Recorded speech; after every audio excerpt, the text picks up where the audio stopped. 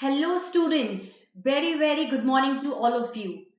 मैं डॉक्टर मीतू भावनानी आप सभी का स्वागत करती हूँ इस इंडिया के नंबर 1 ऑनलाइन प्लेटफॉर्म पे अनअकैडमी के साथ। Let's crack NEET UG with us students.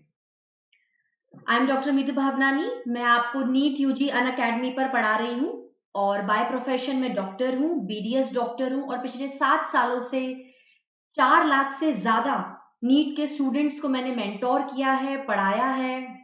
बहुत सारे बच्चे सेलेक्ट हुए हैं अलग अलग फील्ड्स में, बायोलॉजी के नीट में सेलेक्ट हुए हैं और बहुत ही अच्छा कर रहे हैं और बहुत जल्दी कुछ तो डॉक्टर्स बन के बाहर भी निकलने वाले हैं और बन भी चुके हैं। चलिए स्टूडेंट्स, मैं आपको नीट यूजी को क्रैक करने में पूरी मदद करूंगी बेहतरीन लेक्चर्स के साथ, बेहतरीन कोर्सेज के साथ अनअकैडमी पर, जो कि इंडिया का लार्जेस्ट लर्निंग प्लेटफॉर्म बन गया है। यहाँ पर आप सब्सक्रिप्शन के साथ साथ लाइव क्लासेस का मजा ले सकते हैं, रिकॉर्डेड क्लासेस का मजा ले सकते हैं और इंडिया के बेस्ट एजुकेटर्स के साथ आप जुड़ सकते हैं। अनअकैडमी पर आपको नीट यूजी नहीं, पता नहीं कितने कोर्सेस मिलेंगे जो कि ऐसे एजुकेटर्स द्वारा पढ़ाए गए हैं जिन्होंने अपने फील्ड में महारत हासिल कर रखी है। अब अगर आपको मुझसे नीट यूजी पढ़ना है या आपको अदर एजुकेटर से कोई भी कोर्स पढ़ना है, लेना है, तो उसके लिए आपको अपने एंड्रॉयड फोन में प्ले स्टोर ऑप्शन में जाकर अनअकैडमी लर्निंग ऐप को इंस्टॉल करना पड़ेगा। ठीक है स्टूडेंट्स, जैसे ही आप इंस्टॉल करेंगे, ये देखिए, ये पूरा एक फ्रेमवर्क समझाने के लिए ये पिक दिया हुआ है। तो इसको ऐप को, अनअकैडमी लर्निंग ऐप को इंस्टॉल करने के बाद आप अनअकैडमी को एसेस कर सकते हैं। जो भी कोर्स आपको परचेज करना है, जिस भी एजुकेटर का, best educators are there. Unacademy is providing the finest educators to all the students. आप उनके साथ जुड़ सकते हैं। आप अनअकैडमी के साथ जुड़ गए तो सबको पता होना चाहिए कि ठीक है, मैंने अनअकैडमी लर्निंग ऐप को इंस्टॉल किया, मैम मिल रही हैं और भी एजुकेटर्स मिल रहे हैं, तो मुझे मिल क्या सकता है इसमें। सबसे पहले मिलेंगी daily live classes, live to live interaction. Live classes चल रही है, मैं पढ़ा रही हूँ, आप लाइव क्वेश्चन पूछ सकते हो, जो डाउट है उसको हैंड टू हैंड क्लियर कर सकते हो, जिससे कि आपकी कॉन्सेप्चुअल जो लर्निंग होगी वो हमेशा बेस्ट होगी। उसके बाद स्ट्रक्चर्ड कोर्सेज, कोई भी कोर्स है, सपोज करिए नीट यूजी का कोर्स है जो मैं आपको अनअकैडमी पर दे रही हूँ। आप कैसा कोर्स एक्सपेक्ट करते हो students? Smart, effective and efficient, जो कि आपको कम टाइम में ज्यादा बेनिफिट दे सके। बिल्कुल। उसके बाद लाइव टेस्ट एंड क्विजेस। हम लोग टेस्ट क्यों लेना चाहते हैं स्टूडेंट्स? टेस्ट इसलिए जरूरी है क्योंकि मैं आपको पढ़ा रही हूँ रेगुलर, आप मुझसे पढ़ रहे हो। अब मुझे कैसे समझ में आएगा कि आपको कितना समझ में आया, या अपने आप को एनालिसिस करने के लिए हमें टेस्ट लेना पड़ता है। तो जो धीरे धीरे जो हर थोड़े दिन में मैं आपको पढ़ाने के बाद टेस्ट लूंगी, उसकी क्या है, आपको जो नीट का एग्जाम आप दोगे, जो 3 घंटे में आपका पूरा सार निकलेगा, उसमें बहुत हेल्प करेगा। मतलब आप प्रैक्टिस करोगे, क्विजेस होंगे, मेंटी क्विज होंगे, लाइव टेस्ट होंगे, उससे आपको अपने परफॉर्मेंस को एनालाइज करने का पूरा मौका दिया जाएगा। उसके बाद आएगा अनलिमिटेड एसेस। अनलिमिटेड एसेस मतलब सिर्फ एक सब्सक्रिप्शन, आपको सिर्फ एक सब्सक्रिप्शन लेना है। उसके बाद आप जितने चाहे लाइव और रिकॉर्डेड कोर्सेज को किसी भी डिवाइस से बैठ के, अपने घर पे बैठकर पूरे कंफर्ट लेवल के साथ पढ़ सकते हैं, एंजॉय कर सकते हैं और अपनी लाइफ में आगे बढ़ सकते हैं। देखिए, लाइव क्लासेस का बेनिफिट है एक्सपीरियंस प्लस, फैकल्टीज और एजुकेटर्स बता रखे हैं इसमें। नीट यूजी के एजुकेटर्स हैं, मैं भी आपको मिल गई हूँ नीट यूजी पे, आपकी doctor Meetu Bhavnani MB ma'am. आप देखिए, देखिए, अगर आपको कोई भी कोर्स परचेज करना है, सपोज करिए आपको मेरा नीट यूजी कोर्स परचेज करना है, तो आपको बेस्ट है 1 ईयर और 2 ईयर का कोर्स परचेज करना। देखो बच्चों, आप नीट यूजी की तैयारी कर रहे हो, इसकी तैयारी के लिए पूरा मतलब साल भर का डेडिकेशन, डिवोशन, एक प्रोग्राम प्लानिंग चलनी चाहिए। तो उसके लिए आपको 1 साल और 2 साल के कोर्सेज को लेना है। बेस्ट है, इफेक्टिव है, एफिशिएंट है। इनको लेने पे आपको बेनिफिट क्या है? आप मेरा प्रोमो कोड यूज करिए MB10। जैसे ही आप इस कोड को अप्लाई करेंगे MB10, आपको स्ट्रेट फॉरवर्ड 1 साल के कोर्स में भी 10% का डिस्काउंट मिलेगा और 2 साल के कोर्स में भी 10% का डिस्काउंट मिलेगा। मतलब कोड बहुत जरूरी है, इस कोड को याद कर लीजिए, MB10 स्ट्रेट फॉरवर्ड 10% का आपको डिस्काउंट मिलेगा। ओके स्टूडेंट्स, इतनी बात समझ में आई बच्चों? चलो, अब ये तो मैंने आपको सारी चीजें बता दी हैं। अब जो चैप्टर में आज आपको पढ़ाने वाली हूँ, स्टार्ट करने वाली हूँ, वो है क्लास 11th का पहला टॉपिक, पहली यूनिट का पहला टॉपिक है। हम लोग कलर चेंज कर लेते हैं पेन का।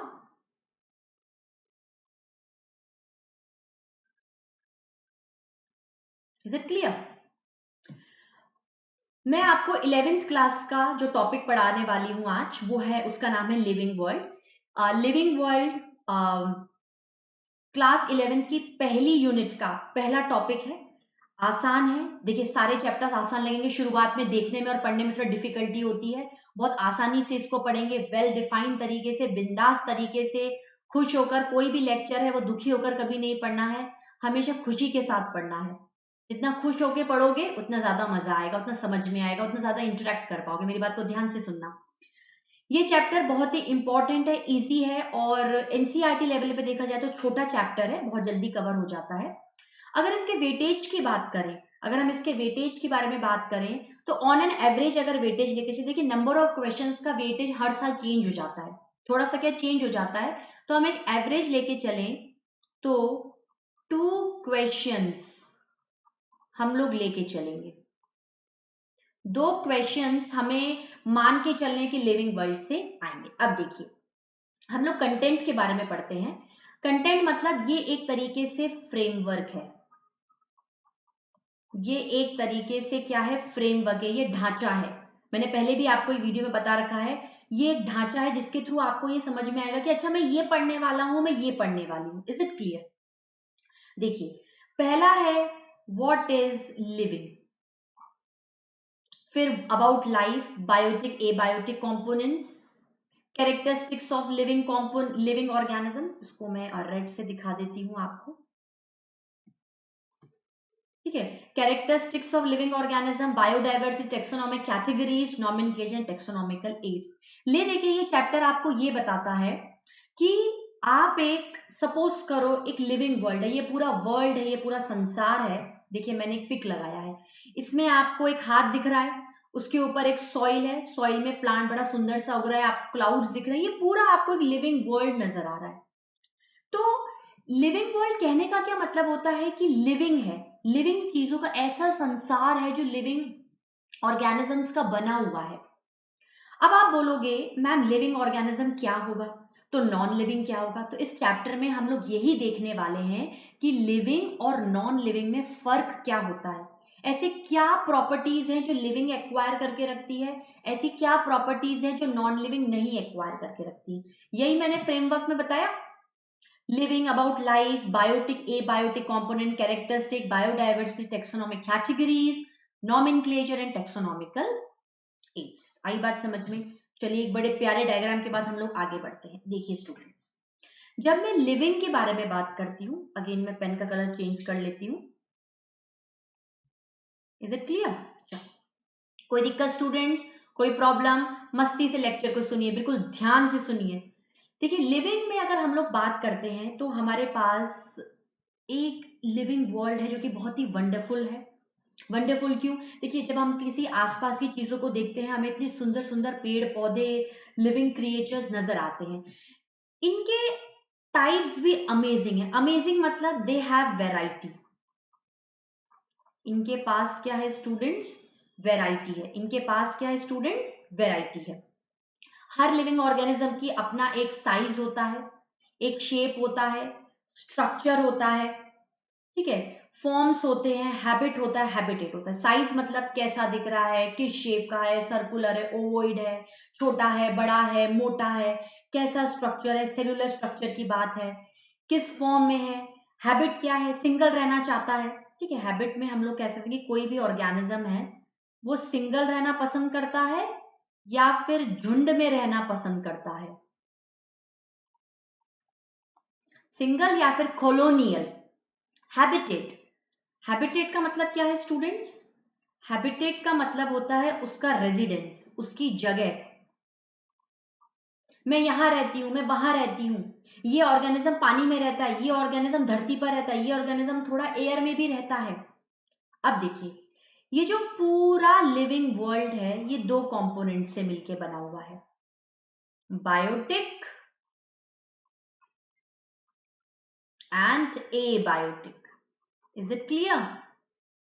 सब कुछ लिखा हुआ है, लॉजिक को देखो। बायोटिक का मतलब क्या है?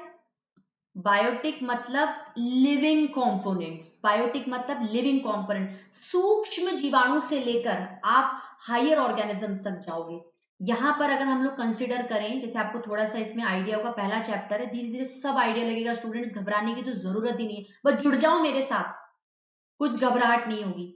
बैक्टीरिया से लेके मैं अपने आप को कंसिडर कर लेती हूँ, I am the highest complex creature of this world, human.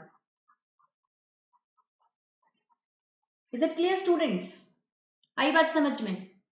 चलो, एबायोटिक मतलब बायोटिक में आपको सारे लिविंग ऑर्गेनिजम्स के बारे में पता चल गया है, बैक्टीरिया से ह्यूमंस तक, चाहे आप किंगडम मोनेरा ले लो, बायोलॉजिकल क्लासिफिकेशन में पढ़ेंगे, प्रोटिस्टा ले लो, फंजाई ले लो, प्लांटे ले लो, एनिमिलिया ले लो, सारे ऑर्गेनिजम्स आपके लिविंग में आ गए हैं। उनका साइज अलग है, शेप अलग है, स्ट्रक्चर अलग है, हैबिट अलग है, हैबिटेट अलग है। एबायोटिक में non living,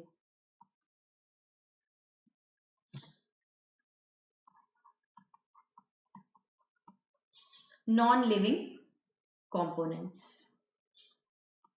non living components में क्या आते हैं स्टूडेंट्स? जैसे एयर आ गई, हवा, एटमॉस्फेयर, वाटर और लैंड ले सकते हैं। इस पूरे लिविंग वर्ल्ड में बायोटिक और एबायोटिक कंपोनेंट्स एक दूसरे के साथ जुड़े हुए हैं, एक दूसरे के साथ इंटरैक्ट कर रहे हैं। बायोटिक एबायोटिक पे डिपेंडेंट है और एबायोटिक को, वैसे हम लोग नहीं कह सकते कि एबायोटिक बायोटिक पे डिपेंडेंट, जैसे मैं लिविंग ऑर्गेनिज्म हूं, मेरे को एयर भी चाहिए सर्वाइवल के लिए, मेरे को वाटर भी चाहिए सर्वाइवल के लिए, मुझे जगह चाहिए, मैं जिस एरिया पर, जिस कमरे में आपको पढ़ा रही हूँ वो एक लैंड है, एक एरिया है जिसमें मैं बैठी हुई हूँ, तो मैं एक बायोटिक कंपोनेंट हूं जो कॉन्स्टेंटली, रेगुलरली, हर पल नॉन लिविंग कंपोनेंट्स के साथ क्या कर रही है? इंटरैक्शन कर रही है। Is it clear? अब अगर हम लोग लाइफ के बारे में बात करें कि मैं एक लिविंग क्रिएचर हूं, मेरी लाइफ है, लाइफ कहां से आई एग्जैक्टली इसका आंसर कोई भी नहीं दे सकता, लेकिन अगर मैं अपने आप को कंसिडर करूं कि मैं कहां से आई हूं, I am a result of reproduction from my parents. Life originates from pre-existing ones. Life originate from pre-existing ones. मेरे में कुछ कैरेक्टरिस्टिक मेरे फादर की भी हैं, कुछ कैरेक्टरिस्टिक मेरे मदर की भी हैं, तो मैं तो एक तरीके से अपने मदर फादर के रिप्रोडक्शन का रिजल्ट हूं, और यही सेंस है लाइफ को आगे बढ़ाने के लिए। Is it clear? अब देखते हैं हम लोग आगे। अगर मैं किसी लिविंग ऑर्गेनिज्म को लिविंग कहना चाहती हूं, तो मेरे पास कुछ प्रूफ होना चाहिए, कुछ चीजें होनी चाहिए जिसके थ्रू मैं बोलूंगी कि अच्छा मैं एक लिविंग ऑर्गेनिज्म हूं, बर्ड एक लिविंग ऑर्गेनिज्म है, एलिफेंट एक लिविंग ऑर्गेनिज्म है। उसके लिए ये है, ये कैरेक्टरिस्टिक है, cellular structure, body organisation, growth, metabolism, reproduction, consciousness, energy, adaptations, variations, movement, healing, repair and death. ये सारे कैरेक्टरिस्टिक एक तरीके से लिविंग क्रिएचर को बनाते भी हैं और उनके सर्वाइवल में हेल्प भी करते हैं। तो इस पूरे चैप्टर में किस किस तरीके से क्वेश्चंस बनेंगे वो भी बीच बीच में बताती रहूंगी। चैप्टर खत्म होने के बाद हम लोग पूरे एमसीक्यूज को डिस्कस करेंगे, बीच बीच में जहां जहां भी मुझे याद आता जाएगा कि अच्छा ये क्वेश्चन इंपॉर्टेंट है, मैं हैंड टू हैंड बताऊंगी, बस मेरे साथ जुड़े रहना स्टूडेंट्स, कहीं जाना नहीं, ठीक है? तो चलिए पहला कैरेक्टरिस्टिक पढ़ते हैं, सेल्यूलर स्ट्रक्चर के बारे में। Is it clear? Cellular structure का मतलब डायरेक्टली अगर मैं कहूं तो यहां पर मेरे को मतलब है सेल से।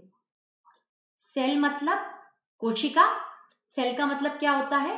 कोशिका। आपका सेल कैसा दिखता है? अगर मैं एक सेल के बेसिक कंपोनेंट के बारे में बात करूं तो आप बोलोगे मैम सेल वॉल भी होता है, सेल मेम्ब्रेन भी होता है, न्यूक्लियर, साइटोप्लाज्म, सेल वाले टॉपिक में देखेंगे। अब देखो, ये एक ऑर्गेनिज्म का एक्सक्लूसिव क्रिएचर है, ये ऑर्गेनिज्म का क्या है? एक्सक्लूसिव क्रिएचर है। एक्सक्लूसिव मतलब मैं एक लिविंग ऑर्गेनिज्म हूं और ये सिर्फ मेरे पास ही है, ये किसी और अदर नॉन लिविंग क्रिएचर के पास नहीं होना चाहिए।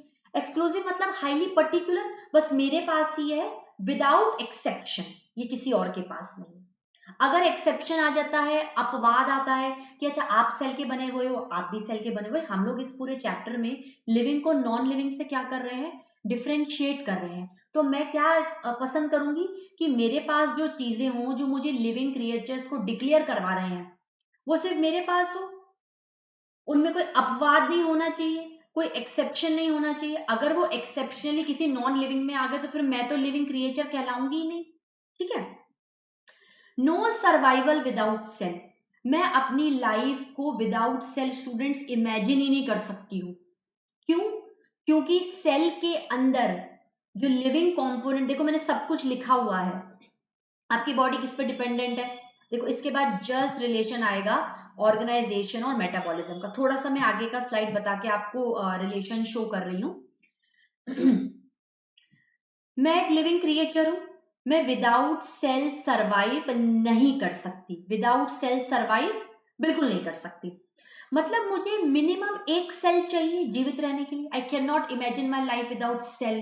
सेल इज द, मैं लिख देती हूं यहां पर, cell is the basic fundamental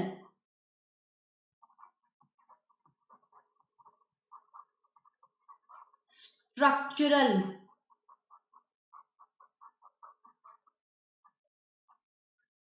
unit of life. मतलब मेरी बॉडी को सरवाइव करने के लिए, आगे बढ़ाने के लिए, दुनिया भर की हर चीज को करवाने के लिए मेरे पास सेल होना चाहिए।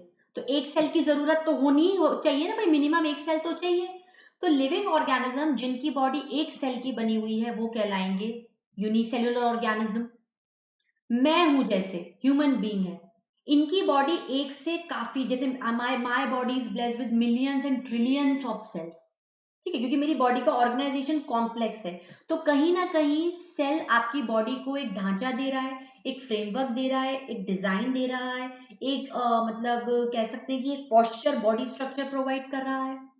ठीक है। तो अगर हम एक सेल का डायग्राम बनाए, जैसे ये सेल है, ठीक है, सेल के अंदर मैं न्यूक्लियस बना रही हूं, ये आपका प्रोटोप्लाज्म है, ये न्यूक्लियस है। Is it clear? This is cytoplasm. यहां पर मैं सेल ऑर्गेनील्स ले सकती हूं। Is it clear?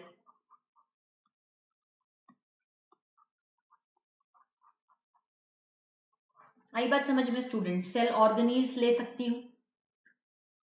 तो एक तरीके से ये जो साइटोप्लाज्म एंड न्यूक्लियस है, ये जो साइटोप्लाज्मिक न्यूक्लियस है, ये प्रोटोप्लाज्म बनाता है। प्रोटोप्लाज्म का डेफिनेशन देखा जाए ना, तो nucleus plus cytoplasm is a complete protoplasm. और प्रोटोप्लाज्म सेल का लिविंग मैटर है। अगर आप सेल में से प्रोटोप्लाज्म को निकाल दोगे तो फिर तो सेल काम ही नहीं करेगा। सेल काम नहीं करेगा तो मैं लिविंग क्रिएचर नहीं कहलाऊंगी, क्योंकि प्रोटोप्लाज्म के अंदर सेवरल रिएक्शंस हो रही हैं। एक सेल, प्रोटोप्लाज्म, रिएक्शन, और ये सारी रिएक्शंस मेरे सर्वाइवल के लिए बहुत ज्यादा जरूरी है। लेकिन एक एक्सेप्शन आ गया यहाँ पर, cellular structure and protoplasm absent in viruses. आजकल वायरस का ज्यादा चल रहा है, कोरोना वायरस का देखो कितना प्रॉब्लम क्रिएट कर रखा है। वायरस का क्या है, वायरस बाउंड्री लाइन पर आता है, ना तो वो नॉन लिविंग है ना लिविंग है। मेरी बॉडी से बाहर रहेगा, लिविंग बॉडी से बाहर रहेगा एटमॉस्फेयर में तो नॉन लिविंग है। लिविंग बॉडी के अंदर जाते से वो अपनी मशीनरी को मेरी मशीनरी के ऊपर डोमिनेट करता है। तो ये वायरसेस की वजह से कहीं ना कहीं अपवाद है। आज भी रिसर्चर्स इस पे रिसर्च कर रहे हैं कि एक्चुअली वायरस को हम लिविंग में डालें या non living, but still proper answers किसी के पास नहीं है। ये कोशिश जारी है। अब देखो, जो सेल है, जैसे ये एक सेल है, एक अगर ऑर्गेनाइजेशन की बात करें तो बहुत सारे सेल मिलकर टिश्यू बनाते हैं, बहुत सारे टिश्यूज मिलकर ऑर्गन बनाते हैं, फिर organ system and then organism. तो मैं कह सकती हूँ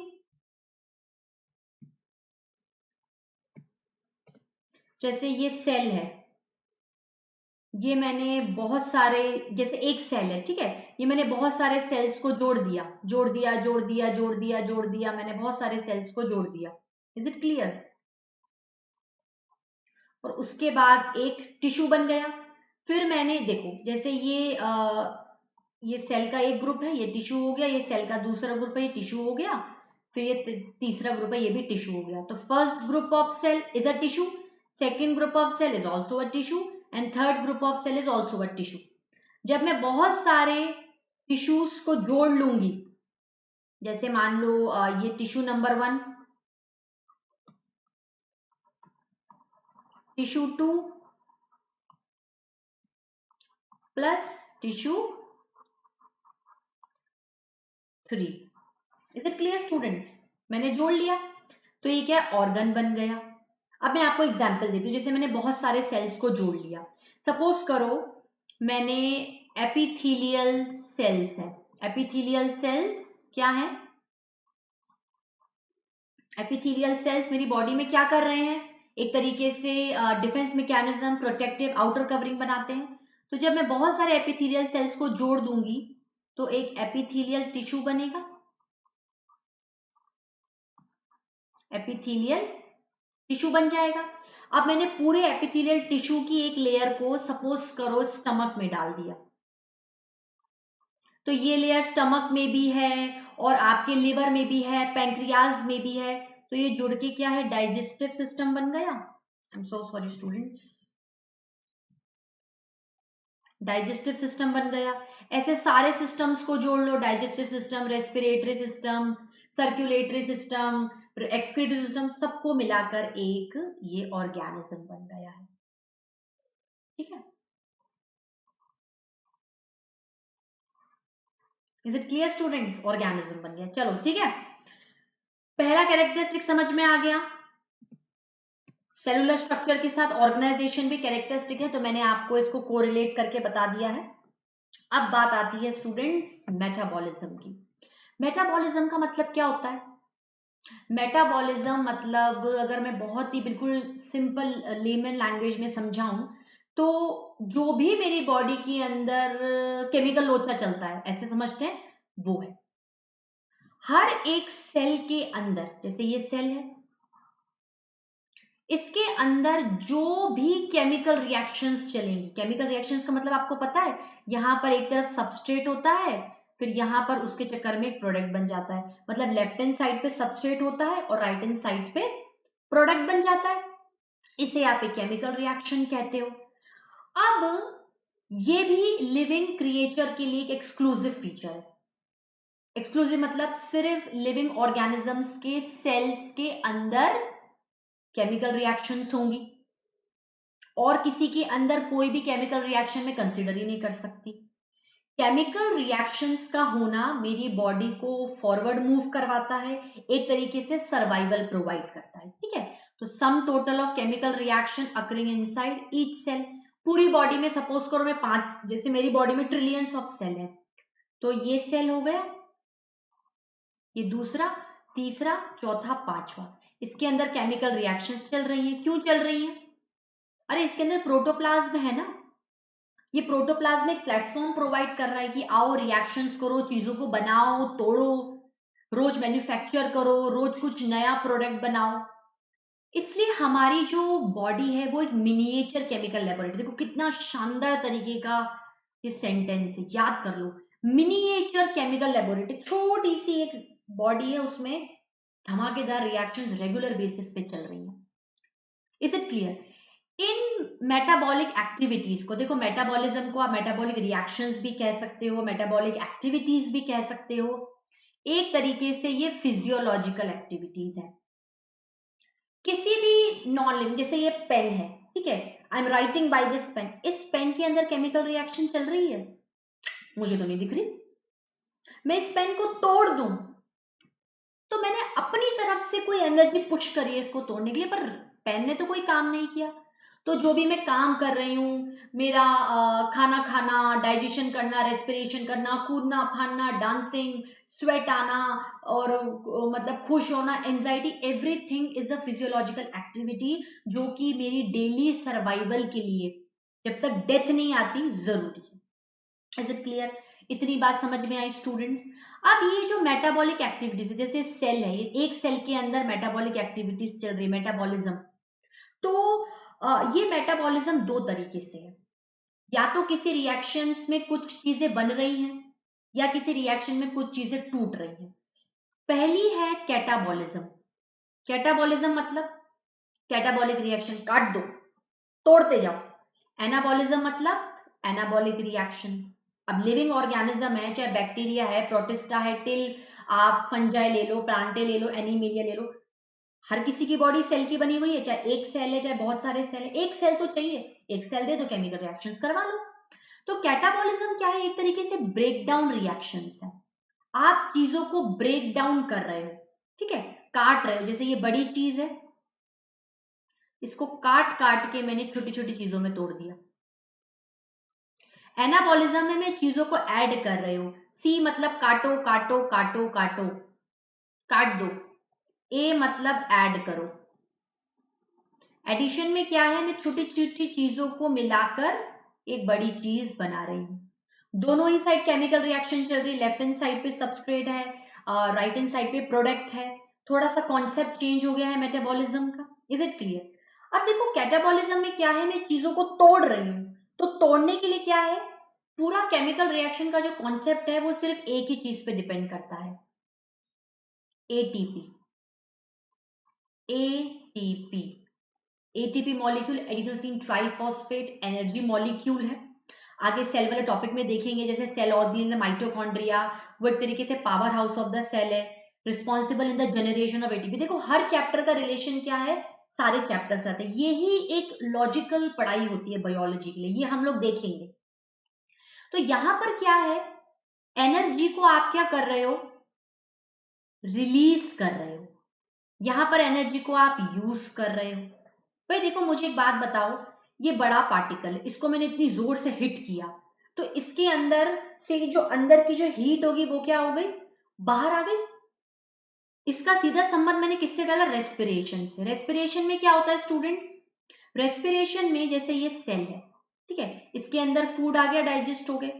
अब ग्लूकोज आ गया, सपोज करो glucose is a high powerful energy molecule, गजब की पावरफुल एनर्जी है, पर मुझे तो नहीं मिल रही। तो मुझे मिलवाने के लिए क्या करना पड़ेगा, मुझे उसको तोड़ना पड़ेगा। तो तोड़ने के लिए क्या है, मुझे थोड़ी सी, मतलब वो खुद से टूटेगा, ऑक्सीडेशन होगा, लेकिन उसमें से क्या होगा, एनर्जी रिलीज हो जाएगी। उस टाइम पे मैं एनर्जी को यूटिलाइज नहीं कर रही हूँ, ठीक है, तोड़ने के लिए मुझे एनर्जी चाहिए, लेकिन जो एनर्जी उसमें से निकलेगी उससे मेरे को ज्यादा मतलब है।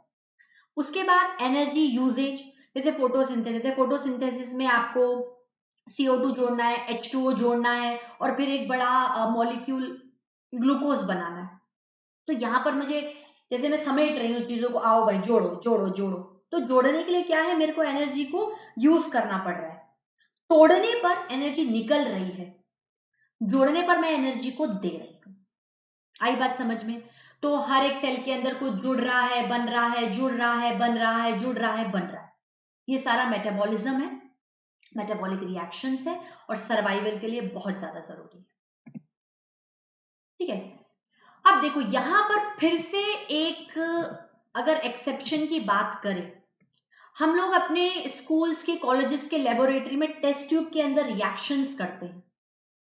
अगर मैं आपसे पूछूं कि रिएक्शंस चलती कैसे हैं, चाहे सबस्ट्रेट हो, प्रोडक्ट हो, ले देके मुझे बायोमोलिक्यूल्स की जरूरत है, जो मैं बायोमोलिक्यूल्स में पढ़ाऊंगी, चाहे वो कार्बोहाइड्रेट्स हो, फैट्स हो, प्रोटीन्स हो, न्यूक्लिक एसिड्स हो, उनमें से कुछ टूट रहा है, बन रहा है, टूट रहा है, बन रहा है। अगर मैं इन बायोमोलिक्यूल्स को लेकर एक टेस्ट ट्यूब को बोलूं कि यार रिएक्शन करो रिएक्शन,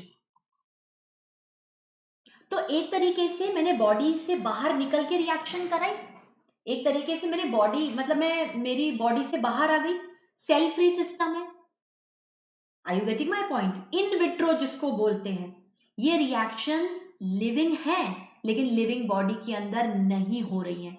एक तरीके से एक्सेप्शन डाल दिया गया है कि यार लिविंग बॉडी के अंदर जो रिएक्शंस हैं वो सेल के सिस्टम में चल रही हैं, तो सेल फ्री सिस्टम में कैसे हो सकती हैं? कहीं ना कहीं एक बिगेस्ट एक्सेप्शन आ गया। Is it clear student? अब हम लोग बात करते हैं तीसरे कैरेक्टरिस्टिक की, ग्रोथ की। ग्रोथ का मतलब क्या है, ये इतना है, फिर इतना हो गया, फिर इतना हो गया, इतना और फिर इतना। Is it clear? ये बस ये एक ही पैटर्न में चल रहा है, इसका रिवर्स पॉसिबल नहीं है। ठीक है, सो सॉरी स्टूडेंट्स, ये लाइन क्यों आ रही है बार बार? Is it clear? ये भी लिविंग ऑर्गेनिज्म की एक डिफाइनिंग प्रॉपर्टी है, एक्सक्लूसिव प्रॉपर्टी है। एक तरीके से देखा जाए तो irreversible increase in a mass of an individual. Suppose करो ये एक इंडिविजुअल है, देखो मेरी बॉडी कब ग्रो होगी? जब हर सेल ग्रो होगा। सपोज करो मैंने एक सेल है, उसके अंदर बहुत सारी चीजें डाल दी, ये ग्रो कर गया, फिर और भी बहुत सारा मटेरियल डाल दिया, ग्रो कर दिया, फिर ये ग्रो कर रहा है, ग्रो कर रहा है, ग्रो कर रहा है, ग्रो कर रहा है। मैं जब पैदा हुई थी तो मैं इतनी सी थी, अब मैं इतनी हो गई हूँ। आई एम डूइंग ग्रोथ, पर मैं इतने से इतने में नहीं जा रही हूं। ये इरिवर्सिबल नहीं है। आप मतलब मैं ये बैक फॉरवर्ड नहीं जा सकती। मैं इतनी हूं, इतनी इतनी इतनी इतनी होके हो रही हूं, लेकिन इतने से मैं इतनी नहीं होंगी। तो irreversible increase in mass of an individual. यहां पर हाथ है, मास बढ़ता गया, सेल का डिवीजन होता गया, इतना बड़ा हाथ बन गया। Is it clear? तो ले दे के कॉन्सेप्ट क्या है? सेल ग्रोथ का है।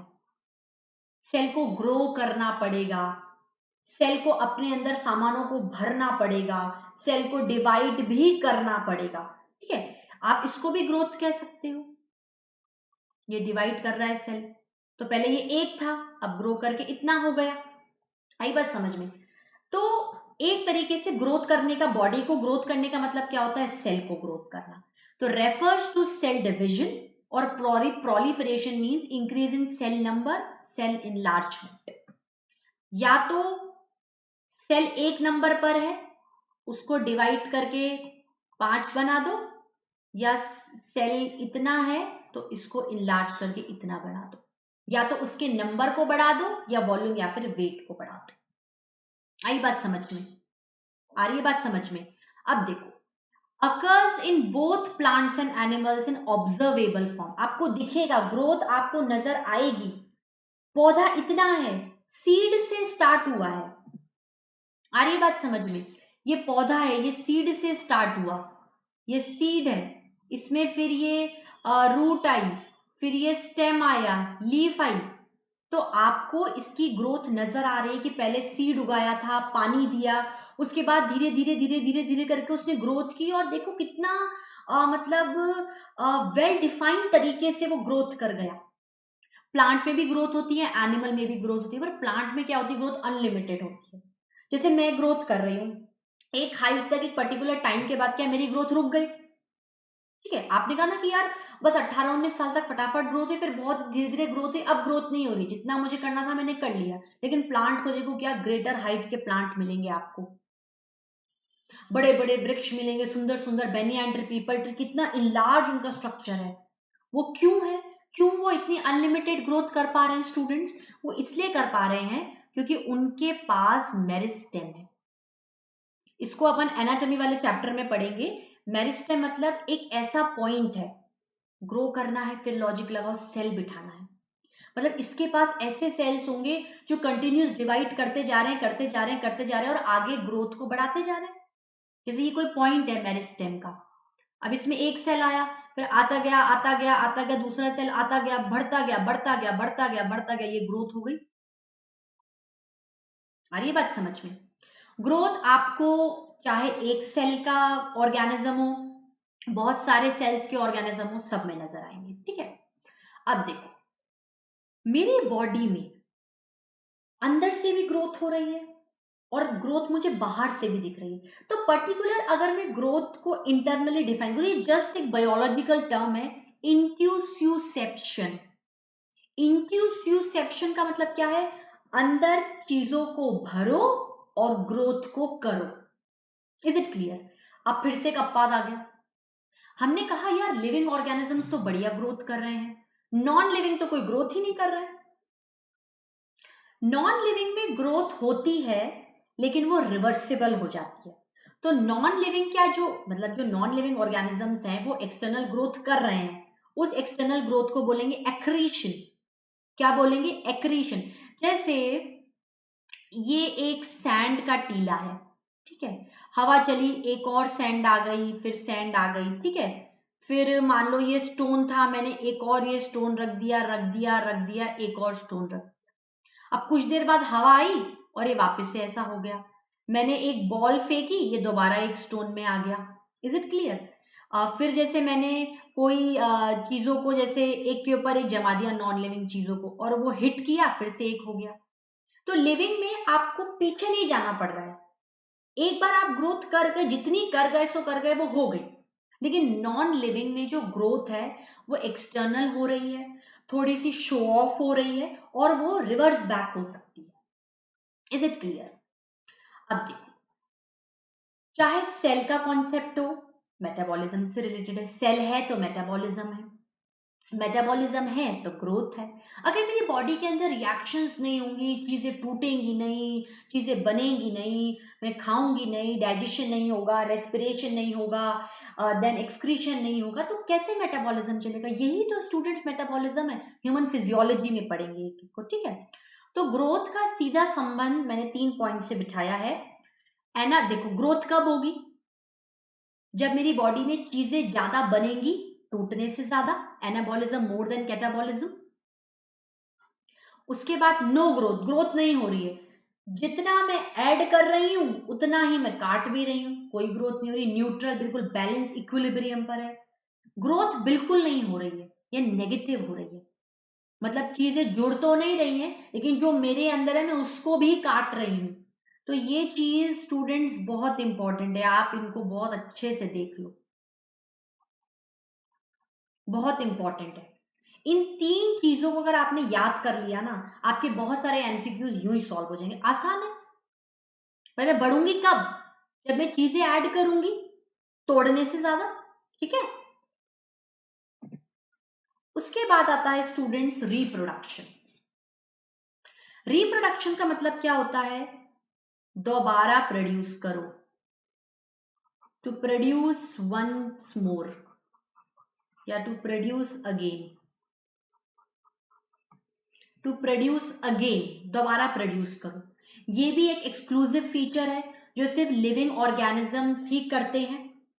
देखो, सेल की ग्रोथ और सेल का रिप्रोडक्शन काफी हद तक इंटर रिलेटेड है। Is it clear? जैसे कोई ऑर्गेनिज्म है, उसको अपने जैसा एक और ऑर्गेनिज्म, सपोज करो ये सेल है, इसको एक और ऑर्गेनिज्म प्रोड्यूस करना है, ऑफस्प्रिंग प्रोड्यूस करना है, क्या होगा? इसका कॉन्सेप्ट होता है सेल डिविजन का। सेल डिविजन, देखो ये जो चैप्टर है एक बेसिक चैप्टर है, ये एक तरीके से पूरे बायोलॉजी को कवर कर रहा है। तो जैसे मैंने बोला कि सेल डिवीजन हो रही है, तो न्यूक्लियस को काट दूं, कैरियोकाइनेसिस, साइटोप्लाज्म को काट दूं, साइटोकाइनेसिस, और फिर दोनों में डाल दूं। तो मैंने एक ही पेरेंट से क्या कर लिए, 2 ऑर्गेनिजम्स को बना लिया। ये न्यूक्लियस इसके पास भी चला गया, ये इसके पास भी चला गया, ये साइटोप्लाज्म में क्या हो गया, बराबर डिवाइड हो गया स्टूडेंट्स। दोनों सेल में मैंने बराबर डाल लिया, बड़े ब्यूटीफुल डॉटर सेल्स बन गए, पेरेंट सेल से बिल्कुल मिलते जुलते। तो इसका मतलब ये है कि जो पहली स्लाइड पे मैंने बोला था कि life arises from pre existing ones, ये तो सही है। मैं मेरे मदर फादर के रिप्रोडक्शन का ही तो रिजल्ट हूं। मैं कैसे आई? रिप्रोडक्शन से, एम्ब्रियो से। तो मेरा जो एग्जिस्टेंस है वो किससे है? एम्ब्रियो से है ना, embryogenesis, formation of new individuals of their own kind, अपने जैसा ही एक और बनाना, ये लिविंग ऑर्गेनिजम्स को वरदान के रूप में मिला हुआ है। आई बात समझ में? देखो, रिप्रोडक्शन जीने के लिए बहुत ज्यादा कोई जरूरी फिजियोलॉजिकल एक्टिविटी नहीं है। अगर पूरी लाइफ स्पैन में कोई रिप्रोडक्शन नहीं करता है, या ऑफस्प्रिंग्स पैदा नहीं करता है, या बेबीज बॉर्न नहीं करता है, तो ये उसके लिए सर्वाइवल के लिए असेंशियल नहीं है। सिर्फ अपनी प्रोजेनी को, अपने वंश को आगे बढ़ाने के लिए फिजियोलॉजिकल एक्टिविटी लिविंग ऑर्गेनिजम्स करते हैं। कोई आई एम सो सॉरी, कोई नॉन लिविंग ऑर्गेनिज्म पैदा हुआ है, ये पेन है, बैठे बैठे एक और पेन बन सकता है। मैं कोई दूसरा पेन खड़ा कर दूंगी, लो भाई इससे मिल जाए, देन इट्स ओके। ये तो एक आर्टिफिशियल क्रिएशन हो गई मेरी, लेकिन इस जैसा एक और सेल खुद से तो नहीं बनाना। तो ऐसा कोई भी नॉन लिविंग ऑर्गेनिज्म नहीं है जो कि रिप्रोड्यूस कर सकता। अब मैं कह सकती हूं कि रिप्रोडक्शन लिविंग ऑर्गेनिज्म के लिए हाईली प्रिसाइज, हाईली डिफाइनिंग और हाईली एक्सक्लूसिव फीचर है। ठीक है, दो तरीके से रिप्रोडक्शन हो सकता है, एसेक्सुअल और सेक्सुअल। रिप्रोडक्शन में देखेंगे, देखो एसेक्सुअल का मतलब क्या है? एसेक्सुअल मतलब सेक्स नहीं है। सेक्स का रिलेशन किससे होता है? गैमीट से। सेक्स का रिलेशन किससे होता है? गैमीट से, सेक्स सेल से। यहां पर ये कॉन्सेप्ट नहीं है, यहां पर गैमीट्स का कॉन्सेप्ट है। दो सेक्स सेल्स होने चाहिए। तो एसेक्सुअल में सेक्स सेल नहीं है, एक पेरेंट से काम चले, uniparental type of reproduction. Sexual reproduction में मेरे को दो गैमीट चाहिए, दो सेक्स सेल्स चाहिए, तो दो बॉडी चाहिए, by parental. Asexual reproduction primitive है, लोअर ऑर्गेनिजम्स में देखा जाता है, फास्ट होता है, पर उसकी जो वेरिएशंस और एवोल्यूशन से अगर हम रिलेट करें तो हमें कुछ ज्यादा नहीं मिलेगा। ऑफस्प्रिंग डिट्टो बन रहा है पेरेंट की तरह, जेरोक्स कॉपी निकल रही, क्या वेरिएशंस हुए? मैं मेरे मम्मी पापा की तरह दिखती हूं, लेकिन मैं क्लोन नहीं हूं, मेरे खुद के भी फीचर्स हैं। तो ये जब मेरी आगे जनरेशन जाएगी तो उसमें अपने आप इवोल्यूट होकर आ जाएंगे। तो इवोल्यूशन और वेरिएशंस के लिए एसेक्सुअल रिप्रोडक्शन खरा नहीं उतरता है, तो मुझे हाईली डेवलप्ड वर्जन पे जाना पड़ेगा, और वो है सेक्सुअल रिप्रोडक्शन। इसमें दो अलग ऑर्गेनिज्म हैं, दो अलग सेक्स सेल्स हैं, स्पर्म और ओवा फ्यूज हो रहे हैं, दो अलग कैरेक्टर्स आ रहे हैं, उनकी प्रोजेनी आगे बढ़ रही है। तो I am able to visualise the variations and evolution. आई बात समझ में? देखो लिविंग ऑर्गेनिजम्स खुद अपवाद क्रिएट कर रहे हैं इसमें, जैसे म्यूल है। देखो सेक्सुअल रिप्रोडक्शन हमें जब भी करवाना है, हमें एक ही स्पीशीज के दो ऑर्गेनिजम्स को लेना पड़ेगा। ठीक है, जैसे डॉग को आपने डॉग के साथ ब्रीड और रिप्रोड्यूस कराया, इट इज ओके। कैट को कैट के साथ कराया, लेकिन अगर आप कैट को डॉग के साथ कराओगे, कैट को डॉग के साथ रिप्रोड्यूस कराओगे, तो एक तरीके से आप नेचर के लॉ को तोड़ रहे हो। आप, जैसे हम लोगों ने स्पीशीज को रिप्रोडक्टिवली आइसोलेट कर रखा है कि डॉग की स्पीशीज तो डॉग डॉग ही रिप्रोड्यूस करेंगे, कैट की स्पीशीज है तो कैट कैट ही करेंगे, होमोसेपियन है तो होमोसेपियन ही करेंगे। डंकी को अगर आप हॉर्स के साथ ब्रीड कराओगे या हॉर्स को डंकी के साथ ब्रीड कराओगे तो ऑफस्प्रिंग बन सकते हैं, पर they are sterile. Is it clear? Mule क्या है? म्यूल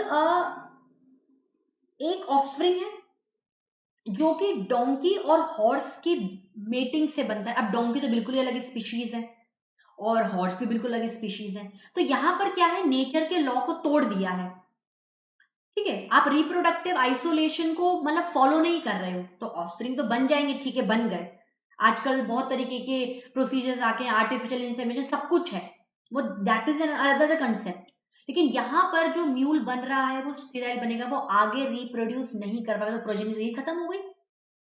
वर्कर बीज स्ट्रेटजीज इन फूड एनहेंसमेंट वाले टॉपिक में देखेंगे, जो पूरा बी कीपिंग का प्रोसीजर होता है, उसमें जो वर्कर बीज होते हैं, जो उनकी क्लास होती है, रिप्रोड्यूस नहीं करते हैं। कुछ ह्यूमन बींग्स हैं, किन्हीं वजह से उनके रिप्रोडक्टिव ऑर्गन्स एक्टिव नहीं हो पाते हैं, कोई प्रॉब्लम है, हार्मोनल डिस्टर्बेंस है, जिसकी वजह से वो रिप्रोड्यूस नहीं कर पा रहे। रिप्रोड्यूस तो कर रहे हैं लेकिन जाइगोट नहीं बन रहा है, एम्ब्रियो नहीं बन रहा है। Is it clear? अब आता है आपका सबसे डिफाइनिंग फीचर, कॉन्शियसनेस। एकदम से मेरे पीछे कोई आ जाता है, मैं कॉन्शियस हो जाती हूँ। किसी ने मुझे हाथ लगाया, मैं कॉन्शियस हो गई। ठीक है, किसी ने मुझे पिन चुबाई, मैं कॉन्शियस हो गई। क्यों कॉन्शियस हुई? क्योंकि मेरे अंदर न्यूरॉन्स हैं, मेरे अंदर सेंस ऑर्गन्स हैं, मेरे पास वेल डेवलप्ड नर्वस सिस्टम है, मेरे पास सेंस ऑर्गन है, मैं सूंघ सकती हूँ, मैं देख सकती हूँ, मैं केमिकल टेस्ट को परसीव कर सकती हूँ। ठीक है, मेरे अंदर एक समझ, एक अवेयरनेस है, मैं बाहर की चीजों को समझ के जवाब दे सकती हूँ। मैं एक्सटर्नल स्टिमुलाई को क्या कर सकती हूँ, रिस्पॉन्ड कर सकती हूँ। स्टिमुलाई क्वेश्चन है, रिस्पॉन्स आंसर है। ठीक है, क्यों? क्योंकि मेरे पास नर्वस सिस्टम है, मेरे पास आईज है, मेरे पास सेंस ऑर्गन्स है, मेरे पास ईयर्स है, टंग है, स्किन है। गर्म पानी डल जाता है तुरंत हाथ हट जाता है। My body is blessed with nervous system, CNS, brain, spinal cord, जो कि मुझे बाहर के एटमोस्फेयर को परसीव करने में मदद करते हैं। ठीक है, highly exclusive feature.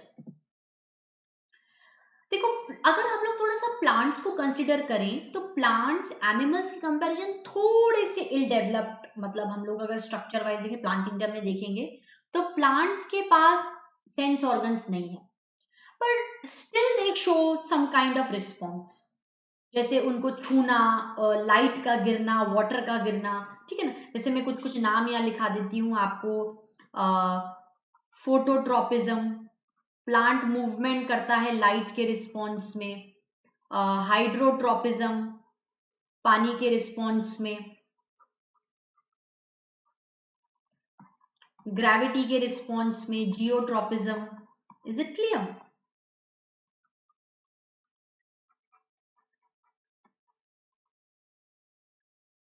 Primitive prokaryotes and multi, देखो ध्यान से देखो, प्रिमिटिव प्रोकैरियोट्स मतलब, प्रोकैरियोट्स कौन है? प्रोकैरियोट्स तो सिर्फ बैक्टीरिया है।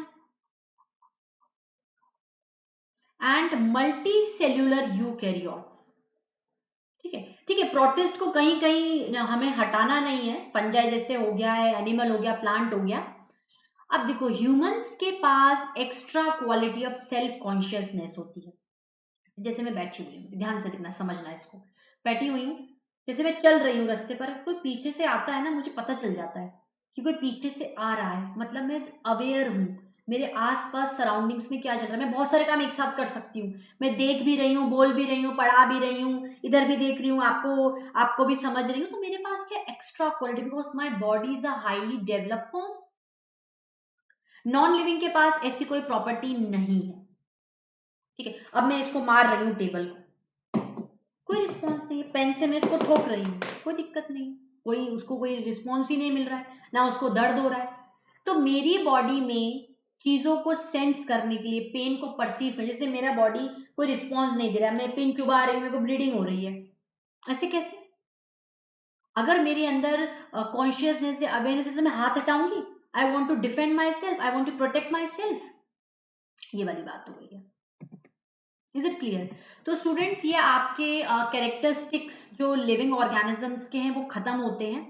जो अदर कैरेक्टरिस्टिक्स हो गए, जैसे एडेप्टेशन हो गए हैं, हीलिंग, रिपेयर, वो भी बहुत जरूरी है। एडेप्टेशन मतलब मैं कहीं, जैसे मैं राजस्थान से बैंगलोर शिफ्ट हुई, तो वहां के इन्वायरमेंट में एडेप्ट करना, ठीक है। मैं एक तरीके से वार्म ब्लडेड हूँ, बाहर कैसा भी टेम्परेचर है, मेरी बॉडी का एक कांस्टेंट टेम्परेचर चलता है, मैं कुछ भी वेरिएशंस करूंगी, मेरे पास वेरिएशंस है, मेरे पास सेंस है, मेरे को चोट लगती है तो हीलिंग एंड रिपेयर हो जाती है। और फाइनली हर एक पर्सन का एक दिन डेथ निश्चित है, कोई भी इमॉर्टल नहीं है। Okay, you are take an example of amoeba की, अमीबा इमॉर्टल नहीं, लेकिन पेरेंट अमीबा भी तो कभी मरता होगा।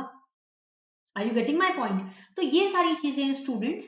तो हर एक पर्सन का डेथ पॉइंट आता है, डेथ होना भी बहुत ज्यादा जरूरी है to maintain a population in the this scenario, ठीक है। डेथ डेथ रेट भी उतनी ही होनी चाहिए, एक पर्टिकुलर टाइम पर डेथ होनी चाहिए, नेचुरली से होनी चाहिए, ठीक है। कम उम्र में हो जाए, एक्सीडेंटली हो जाए, किसी और वजह से हो जाए, वो बात अलग है, लेकिन नेचुरल एक लाइफ स्पैन हमारे पास होना चाहिए। ह्यूमन के पास 80 टू 100 ईयर्स का काउंट करते हैं हम लोग।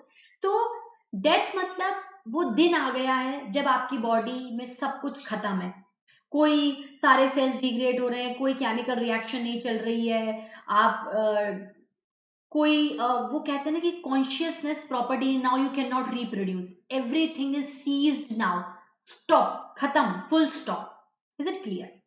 इतनी बात समझ में आई? तो हम लोग आगे देखते हैं बायोडाइवर्सिटी, जो भी कंटेंट्स के हिसाब से हम लोग चल रहे हैं, कैरेक्टरिस्टिक्स के बाद बायोडाइवर्सिटी। देखो हमारे पास इसमें कुछ भी समझाने का नहीं है, वेराइटी ऑफ लिविंग ऑर्गेनिजम्स हैं, हम लोग ब्लेस्ड हैं कि हमारा नेचर इतना ब्यूटीफुल है। इस नंबर को आपको याद करना है, 1.7 टू 1.8 मिलियन स्पीशीज आज तक हम लोग डिस्कवर कर चुके हैं। साइंटिस्ट जो रिसर्चर्स जिन्होंने इतना टाइम दिया है हम लोगों को, वो चीजें हमें समझ में आ रही हैं, ठीक है। इसमें नंबर लिया है। देखो इंसेक्ट्स क्या है, एक तरीके से देखा जाए ना तो इंसेक्ट्स का नंबर हम एनिमल से भी ज्यादा है, ठीक है। यहाँ पर हम लोग जो डाइवर्सिटी है वो यूनिसेल्यूलर से लेकर, यूनिसेल्यूलर प्रोकैरियोटिक से लेकर मल्टी सेल्यूलर यूकैरियोटिक तक जा रहे हैं। Is it clear? सब कुछ कवर कर लिया है। इंसेक्ट्स एनिमल्स के अंदर ही आते हैं, फाइलम आर्थ्रोपोडा एनिमल किंगडम में देखेंगे। उसके बाद देखो स्टूडेंट्स, हम लोगों को बायोडाइवर्सिटी के अंदर या इस पूरे लिविंग वर्ल्ड, देखो अब हमारे पास इतना बड़ा लिविंग वर्ल्ड है, ये चैप्टर काफी हद तक बायोलॉजिकल क्लासिफिकेशन से भी जुड़ा हुआ है। तो हम लोग क्या है, अगर इस पूरे गजब के लिविंग ऑर्गेनिजम्स को पढ़ना है, ठीक है ना, हमें चीजों को एनालाइज भी करना है, तो लिविंग ऑर्गेनिजम्स को पढ़ने के लिए, इतने मिलियंस ऑफ लिविंग ऑर्गेनिजम्स को पढ़ने के लिए हमारे पास एक स्ट्रेटेजी होनी चाहिए, एक फ्रेमवर्क होना चाहिए। हमें ऑर्गेनिज्म को पहचानना आना चाहिए, उसको ग्रुप करना आना चाहिए, उसका एक नाम होना चाहिए। नहीं बोलेंगे अरे देखो देखो देखो वो बर्ड जा रही है, you should know the name of the bird, sparrow है, उसका कोई साइंटिफिक नेम है, उसका डॉग का कोई साइंटिफिक नेम है। तो ये सारी चीजें क्या है, हमें पढ़ने में, लिविंग ऑर्गेनिज्म को समझने में काफी हद तक मदद करती है। तो इनके लिए कुछ ब्रांचेस डिसाइड की गई हैं, जैसे टेक्सोनॉमी, टेक्सिस मतलब अरेंजमेंट, नोमोस मतलब लॉ, ऑर्गेनिजम्स को तरीके से बिठाओ रूल्स एंड रेगुलेशंस को फॉलो करते हुए। साइंटिस्ट का कंट्रीब्यूशन, जो टेक्सोनॉमी टर्म है वो साइंटिस्ट डी कंडोल ने दिया हुआ है। साइंटिस्ट के नेम पर बहुत क्वेश्चंस बनते हैं, ठीक है। चैप्टर के बाद तो कराऊंगी, अभी थोड़ी हिंट देती चल रही हूँ।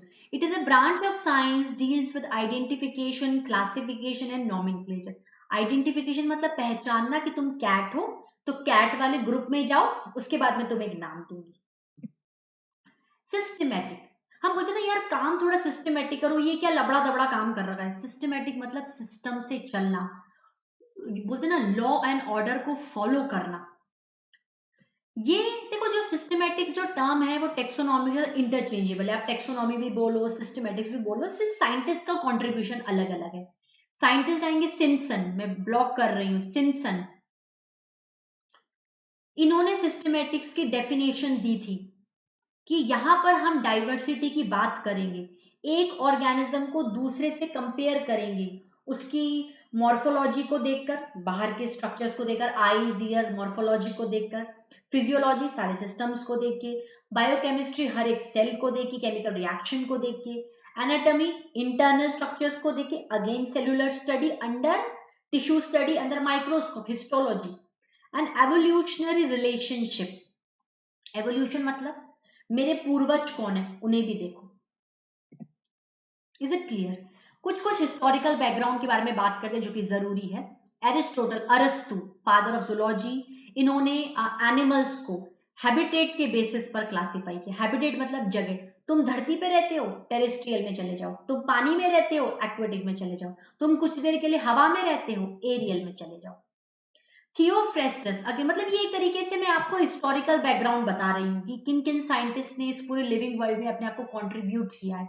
साइंटिस्ट पर स्टूडेंट्स एमसीक्यूज बहुत आते हैं, आने भी चाहिए, उन्होंने जो हमारे इतना कंट्रीब्यूट किया है तो उन्हें सम्मान देने के लिए क्वेश्चन जरूर आना चाहिए। थियोफ्रेस्टस, फादर ऑफ बॉटनी, ये एक तरीके से अरस्तु के स्टूडेंट ही थे, इन्होंने फिर आगे इस बात को बढ़ाया। एरिस्टोटल को एनिमल्स में ज्यादा इंटरेस्ट था, इसलिए ओवरऑल फादर ऑफ बायोलॉजी भी कहते हैं, लेकिन फादर ऑफ जूलॉजी पहले कहते हैं। Same with Theophrastus.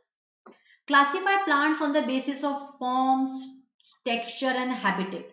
इन तीनों को लेके इन्होंने बोला कि भाई प्लांट हर्ब्स हो सकते हैं, छोटे मोटे घास फूस, श्रब्स थोड़े और हाइट के, ठीक है, अंडर श्रब्स थोड़े और हाइट के, और ट्रीज फिर बड़े।